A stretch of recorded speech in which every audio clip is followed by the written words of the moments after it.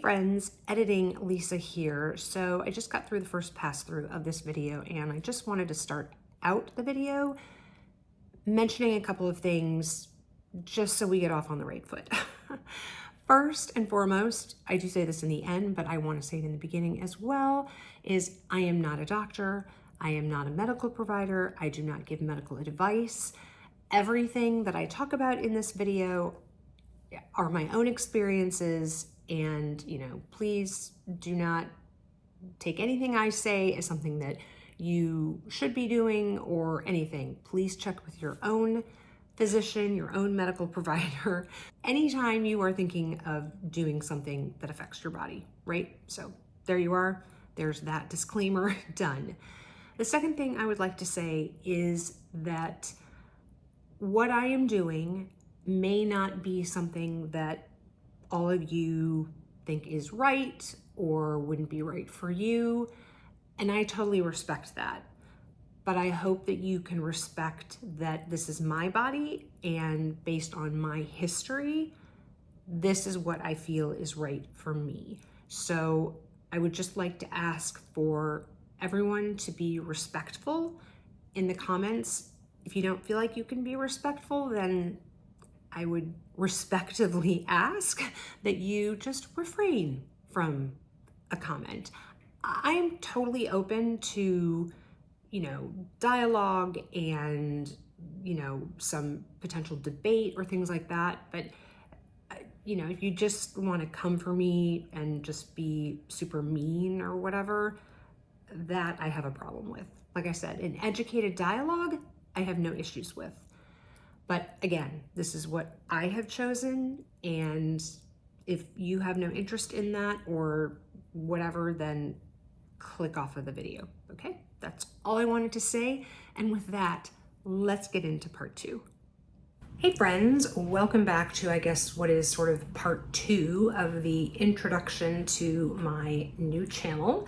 If you are just finding me for the very first time and you haven't come over from my other channel, I do have another channel that I run on YouTube, which is all about beautiful things, luxury mostly, but fashion, handbags, shoes, styling, things like that. So, but if you're not following me, if you're not coming over from that channel and you have no idea who I am, hi, my name is Lisa. And I am in the middle of my life, and I am on a weight loss journey, but also a journey into discovering a more healthy version of me so that I can enjoy what I hope to be the best years of my life coming up and into the future. So if that sounds like something that's interesting to you, click the subscribe button down below and the notification bell so you know when I upload videos. I'm not sure at this point how frequently I will be uploading, so having that bell notification on will be really helpful. So anyway, where we left off, the first video, if you haven't watched that, I sort of went through who I am and sort of my journey in weight loss as a child, as an adolescent, and then into my adulthood and up to the present. And this video, we're going to talk about what I am doing to help my weight loss journey. So I was watching another luxury creator who I adore and follow and subscribe to, Winnie LV. I will have her channel linked below in the description box. And Winnie, about 6 weeks ago or so maybe, posted a video, 7 weeks ago, something like that, that she was going to be taking and starting Ozempic.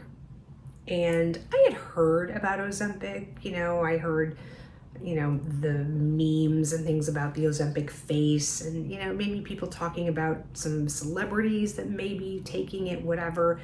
But I honestly didn't really know that much about it. I mean, I was fairly confident. I thought it was for diabetes, and yes, it is. But the weight loss version, or what the FDA has approved, the weight loss version for Ozempic is called Wegovy.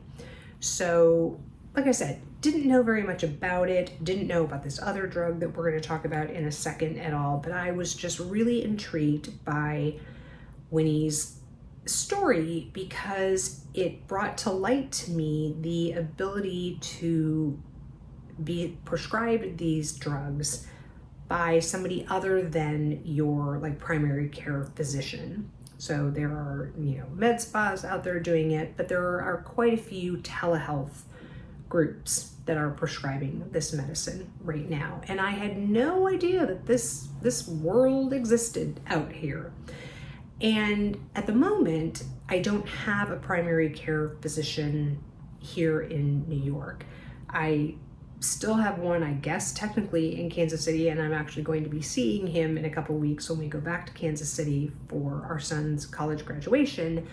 But at the time that I was thinking about this and trying to get on this medication, I didn't have a primary care physician, and so I thought, okay, well, this could be a way for me to do this. So started doing a little research into the whole Ozempic and Wegovy and the compounded version of it. So the actual medicine that's in those two drugs is called semaglutide or semaglutide, depending on which way you say it. I think both are correct, maybe, I don't know.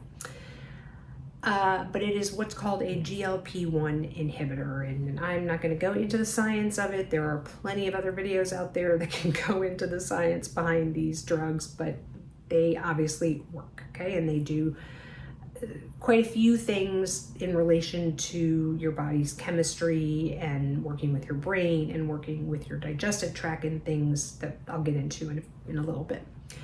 So I started doing this research, and I found a place that I was going to use to be able to get this prescription. I filled out, their online forms, and I spoke with the physician, etc.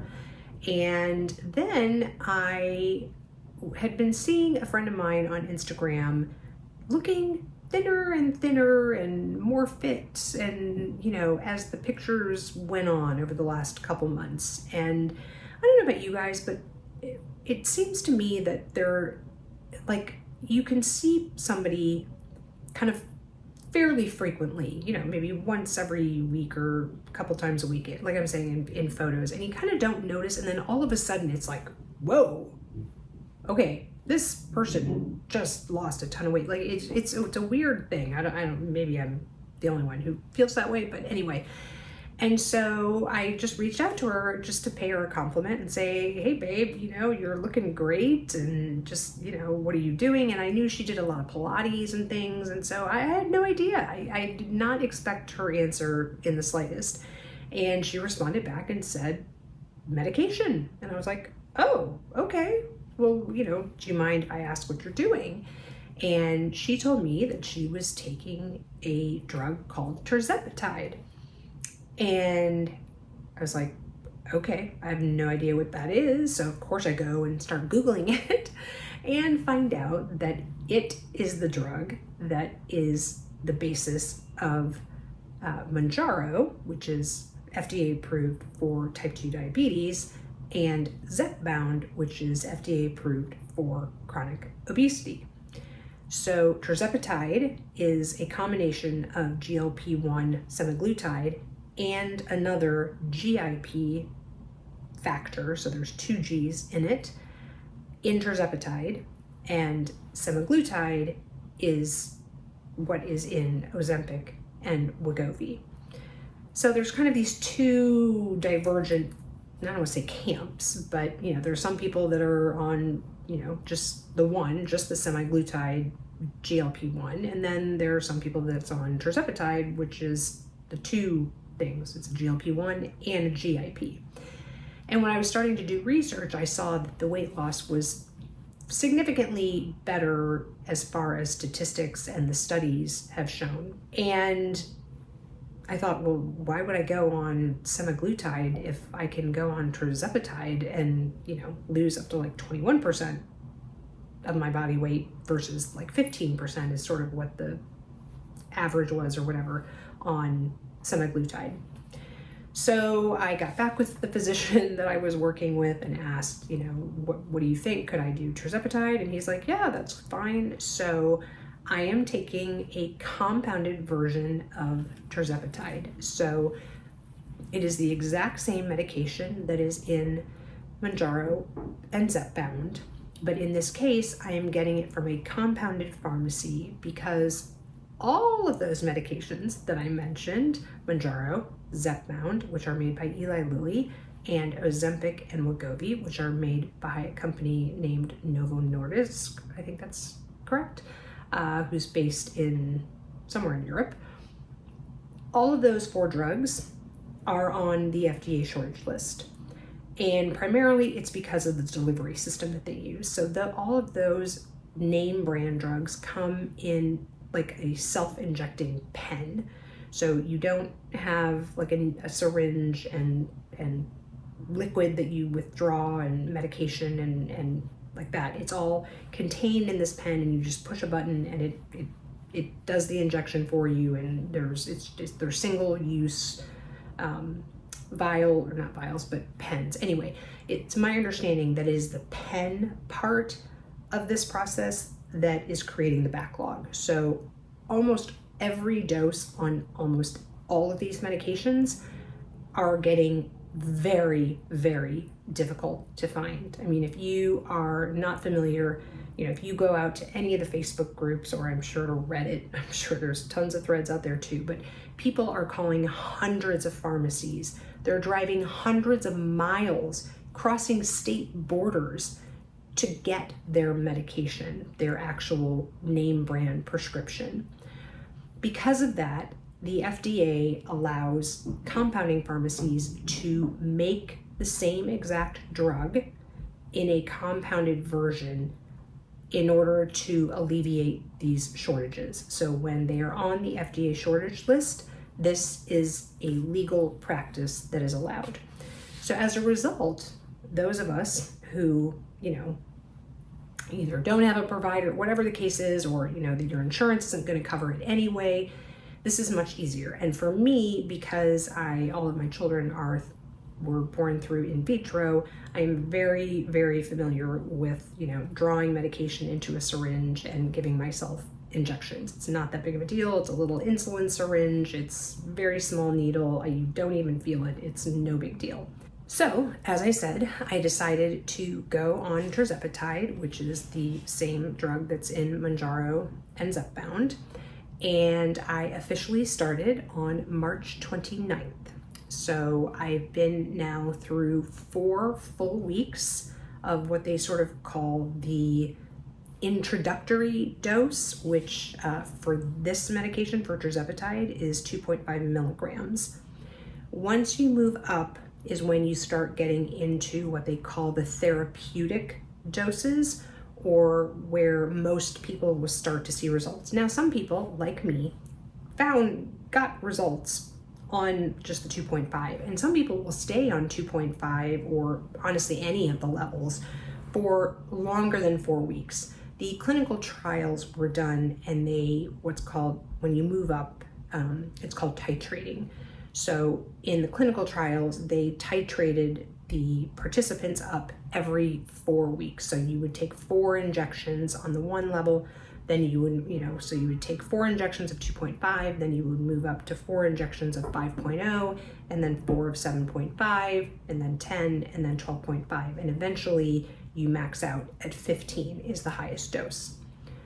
So, but there are some people now, obviously outside the clinical trials, that, with working with their physicians, if they're doing well and they're losing weight and they're, not having the food noise, and I'll talk about that, in a little bit, and they're having some of those other great side effects.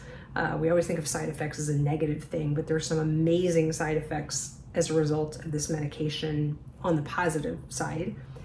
As long as those things are happening, there are lots of people who may stay on 2.5 for months at a time, or people who might stay on 7.5 or 5.0, whatever the case is.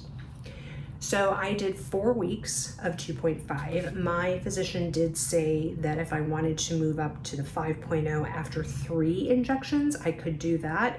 But honestly, I felt like I was doing well on the 2.5, so I at least wanted to do a minimum of 4 weeks on the 2.5, and then depending on how I felt, I thought maybe I'll stay on it. I didn't know. Spoiler alert, when I took my 5th dose, which was this past Friday, So I'm about halfway through week 1 of being on 5 milligrams. I decided to go up, and I'll talk about why. So let's go over the numbers. So I have my little handy dandy spreadsheet here.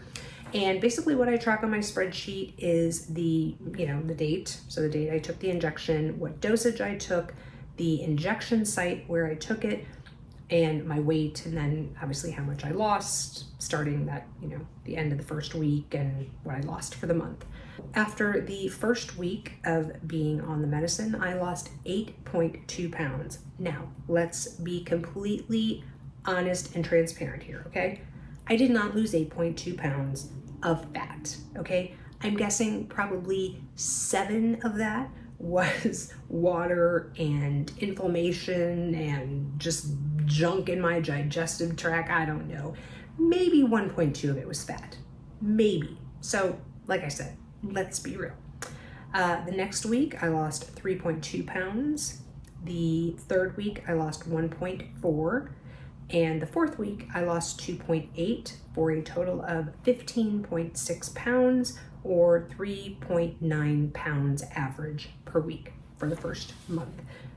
So very, very happy with those results. I will tell you, and I will show you, maybe I'll insert a little clip here to show you the pile of pants that are now sitting on my floor getting ready to be donated. I might keep a couple like in a tub just in, I don't know, I haven't decided what I'm into. But anyway, I started trying on pants and jeans yesterday, and I'm like, okay, that one's got to go.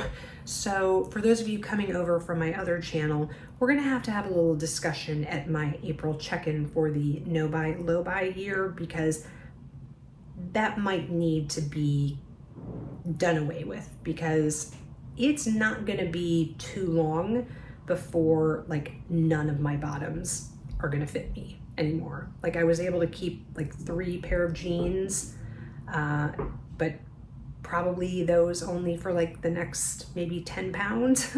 So anyway, my goal, by the way, is to, what was my goal? My goal is to lose about 34-ish pounds, but let's call it 35. We'll round it up. We'll see where I get, but I feel really good about the start that I have had. I feel like it has been really, really a positive experience. But let's talk about some side effects. So side effects. Most people experience some sort of gastrointestinal side effects, whether it be constipation or diarrhea, one side or the other. Nausea, some have some vomiting. There's definitely fatigue that some people experience, headaches. Those are kind of the general, I think, sort of normal ones. I've definitely had my fair share of side effects. I'm really trying to be very on top, and I even started before I started on the drugs, starting to add fiber to my diet, taking fiber supplements, and really, amping up the water intake so that I would not deal with constipation, because that is probably the most common side effect that people deal with. I've definitely dealt with it, here and there on and off, but I think I'm on a pretty good regimen now. Like I said, I'm taking a fiber supplement. I'm also taking a magnesium supplement, and I generally try to take a dose of Miralax also every day. So, just and drinking a lot of water. Generally at least a minimum of 100 ounces. I'm also really, really focusing on my protein. I try to get, again, around 100 grams of protein each day. I, generally am pretty close to that.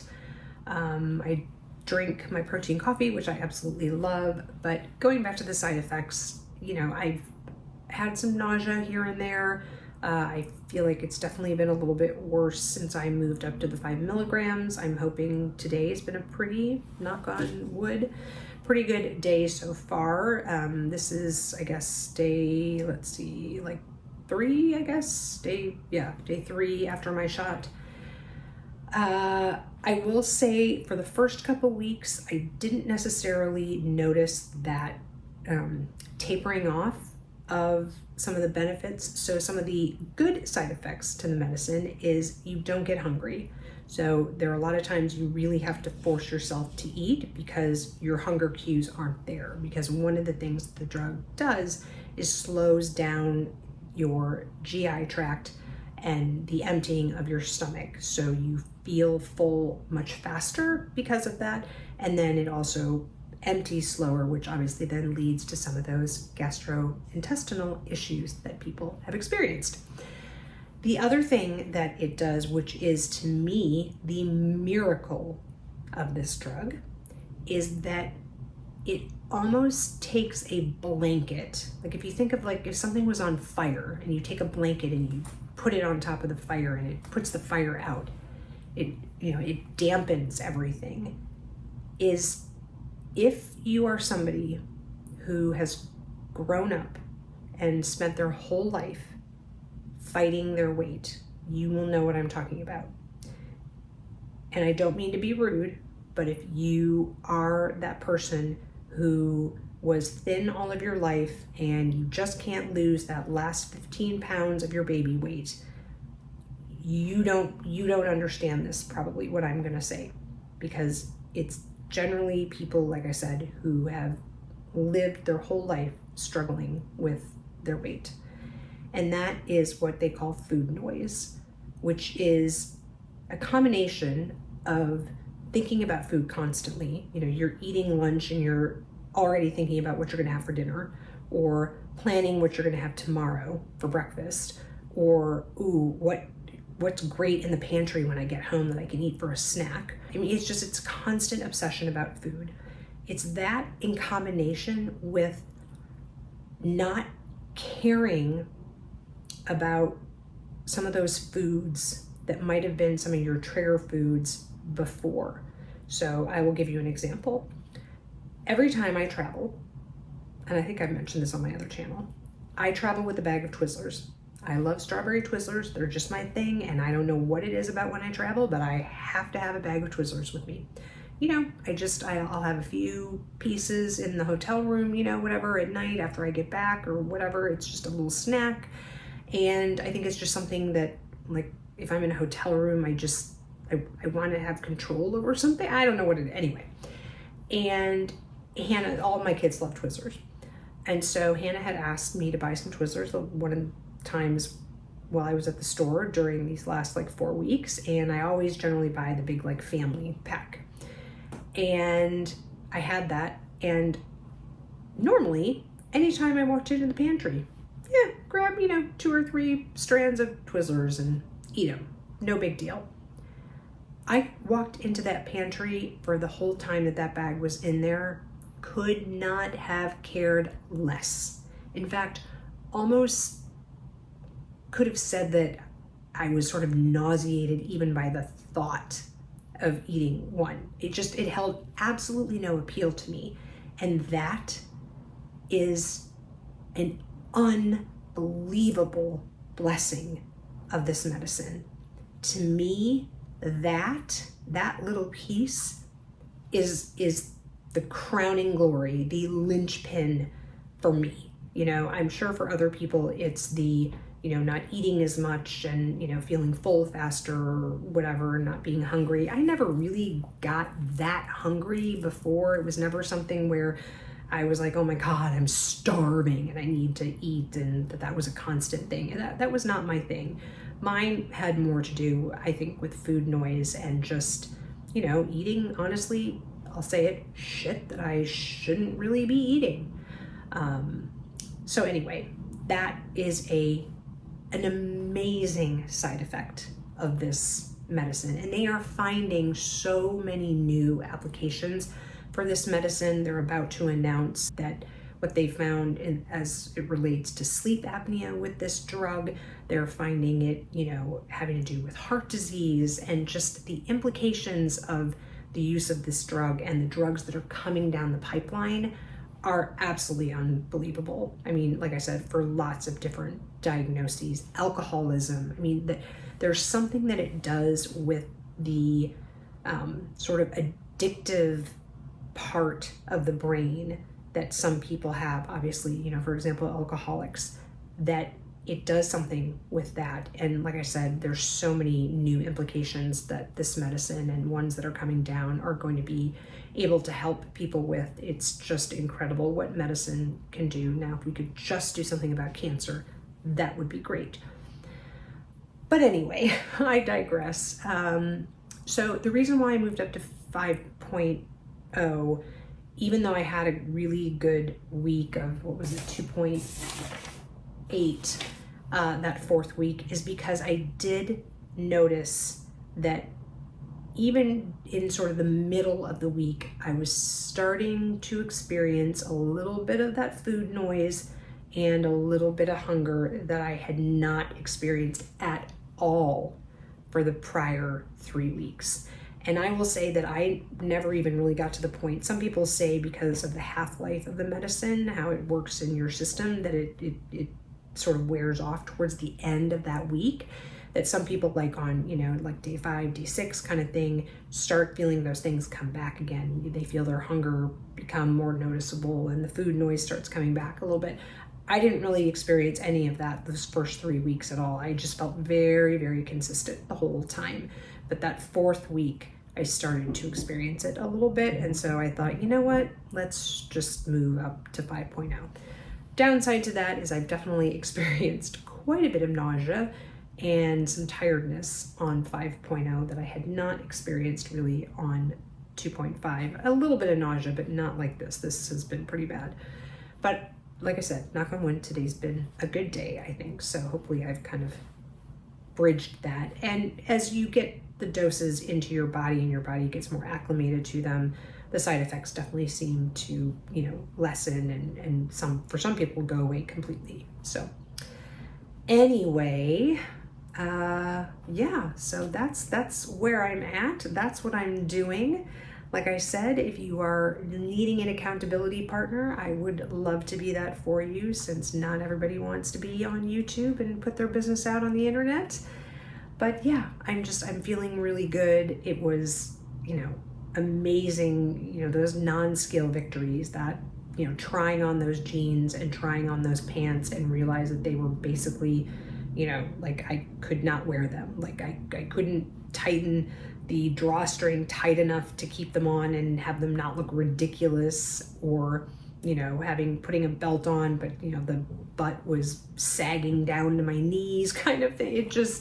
That was a great, great non-scale victory to see some of those things. So I am taking, progress pictures as we go. I don't know that I will share them. Maybe later in my journey I will. We'll see. But anyway, I have been doing my walking pad, so I've really been getting steps in, but I would now like to start really focusing on strength training again. So I am going to be joining, we do actually have like a workout facility in our building, so I think I will be doing that so that it's really easy and I have absolutely no excuse to go, pump some iron, do some weight training, and really work on maintaining the lean muscle mass that I have, if not also increasing it, because one of the easy things during weight loss, and especially in more of a rapid weight loss, is not only losing fat but also losing lean muscle mass, and I want to